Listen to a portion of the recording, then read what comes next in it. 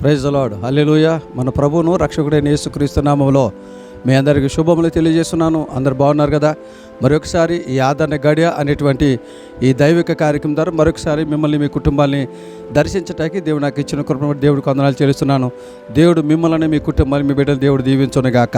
మంచిది, రండి. ఈరోజు దేవుని యొక్క వాక్యం నందు పరిశుద్ధాత్మ దేవుడు ఈరోజు చిన్న వాక్యం ద్వారా దేవుడు మనతో మాట్లాడి దేవుడు ఆశ కలిగి ఉన్నాడు. మీ కొరకు ప్రార్థన చేసినప్పుడు దేవుడు ఒక చిన్న విషయాన్ని, ఒక అంశాన్ని దేవుడు బయలుపరిచాడు. ఏమిటి? ఈరోజు దేవుడు మనతో మాట్లాడుకున్న అంశం ఏంటంటే, నేను వారికి దూరము చేయను. ఈరోజు దేవుడు మనతో మాట్లాడాలనుకున్న అంశం ఏంటంటే, నేను వారికి దూరము చేయను. పరిశుద్ధ గ్రంథము నుంచి 2వ సమూయేలు గ్రంథం 7వ అధ్యాయం 15వ వచనమైనటువంటి మాటని మనం ధ్యానం చేసుకుందాం. నిన్ను స్థాపించుటకై నేను కొట్టివేసిన సౌలునకు నా కృప దూరమైనట్లు అతనికి నా కృప దూరము చేయను. దేవునికి మహిమ కలుగునుగాక. ఈ రోజున వాక్య వింటున్న దేవుని బిడ్డలు గమనించండి. పరిశుద్ధాత్మ దేవుడు ఈ రోజున మనతో చెప్తున్న అంశం ఏంటి తెలుసా? నేను వారికి దూరం చేయను. ఏం దూరం చేయడు? ఏమి దూరం చేయకూడదని దేవుడు ఆశ కలిగి ఉన్నాడంటే, ఈ రోజున మనం ఎవరినైతే నమ్ముతామో చాలామంది మనకు తెలియకుండా చాలా మనకి దూరం చేసేస్తూ ఉంటారు. బంధువులను దూరం చేసేస్తూ ఉంటారు, స్నేహితుల్ని దూరం చేసేస్తూ ఉంటారు, అయిన వారిని దూరం చేసేస్తూ ఉంటారు. కానీ దేవుడు ఈ రోజున నీకు మాటిస్తున్నాడు, నేను నీకు దూరం చేయను. ఏం దూరం చేయనంటున్నాడు దేవుడు అని అంటే, చదవబడిన లేఖన భాగంలో ఉంది. ఆ 2వ సమూయేలు గ్రంథం 7వ అధ్యాయం 15వ వచనం మాట ఏంటంటే, నా కృప నీకు దూరం చేయను. దేవుడికి మహిమ కలుగునుగాక. ఈ రోజున దేవుడు మనకు దూరం చేయను అన్నది ఏంటో తెలుసా అండి? ఆయన కృప మనకు దూరం చేయనని దేవుడు మాటిస్తున్నాడు. ఎప్పటి వరకు దూరం చేయడు ఆయన కృపని? 1 నెల, లేకపోతే 2 నెలల, 1 సంవత్సరమా అని మనం ఆలోచన చేస్తే పరిశుద్ధ గ్రంథంలో ఒక మాట ఉంది.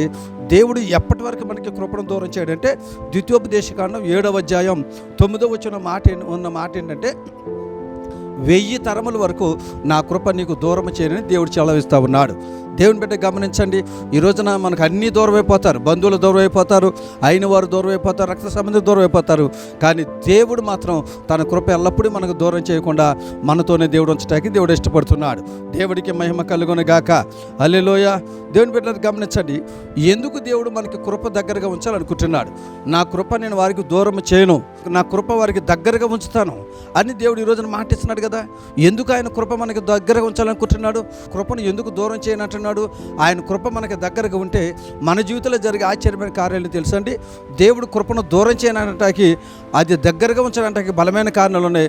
అవేంటో ఒక 2-3 విషయాలు చెప్తాను. ఒకటి, ఆయన కృప మనకి దగ్గరగా ఉంటే మన జీవితంలో జరిగిన మొదటి కార్యం ఏంటి తెలుసా? కీర్తనల గ్రంథం 86వ అధ్యాయం 13వ వచనం మాట ఏంటి తెలుసండి? ఆయన కృప ఎవరికైతే దగ్గరగా ఉంటుందో పాతాళ అగాధము నుంచి కృప మనని తప్పిస్తుంది. హల్లెలూయా.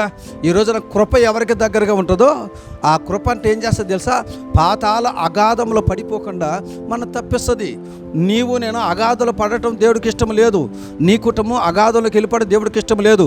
ఆ అగాధం నుంచి నిన్ను తప్పించాలంటే కృప నీకు తోడుగా ఉంచాలి. కనుక ఆలోచన కలిగి దేవుడు అంటున్నాడు, నా కృప నీకు దూరముగా ఉంచను. హల్లెలూయా.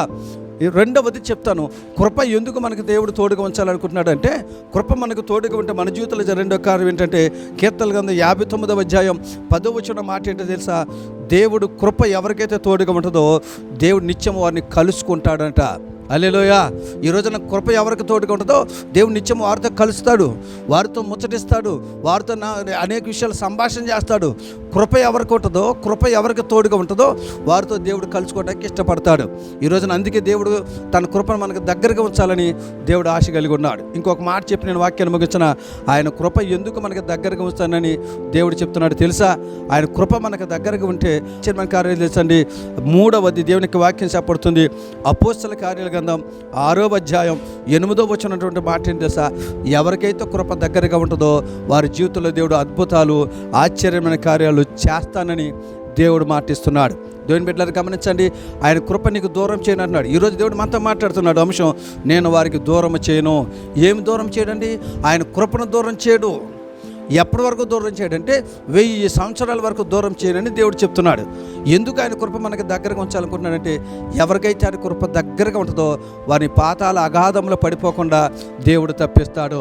2, ఆయన కృప ఎవరికి దగ్గరగా ఉంటుందో వారితో దేవుడు నిత్యం కలుసుకుని మాట్లాడతాడు.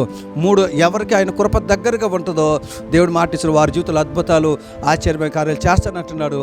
ఈ రోజు నుంచి ఆయన కృప నీకు దగ్గరగా ఉండి దీవించునుగాక. ప్రార్థన చేసుకుందాం. ప్రేమ కలిగిన మా తండ్రి, కృప కలిగిన దేవా నీకే వందనాలు.